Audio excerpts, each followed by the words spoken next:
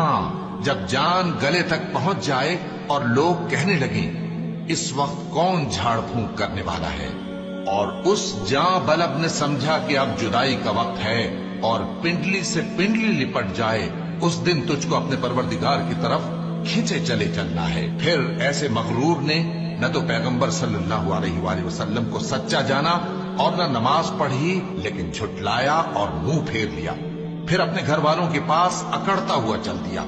خرابی ہے تیری، خرابی پر خرابی ہے، پھر خرابی ہے تیری، خرابی پر خرابی ہے۔ کیا انسان یہ خیال کرتا ہے کہ اسے یوں ہی چھوڑ دیا جائے گا؟ کیا وہ منی کا جو ٹپکائی جاتی ہے ایک قطرہ نہ تھا، پھر لوتھڑا ہوا، پھر اللہ نے اس کو بنایا سو اس کے اعضاء کو درست کیا، پھر اس کی دو قسمیں بنائی، مرد اور عورت۔ کیا اس کو اس بات پر قدرت نہیں کہ مردوں کو زندہ کر دے؟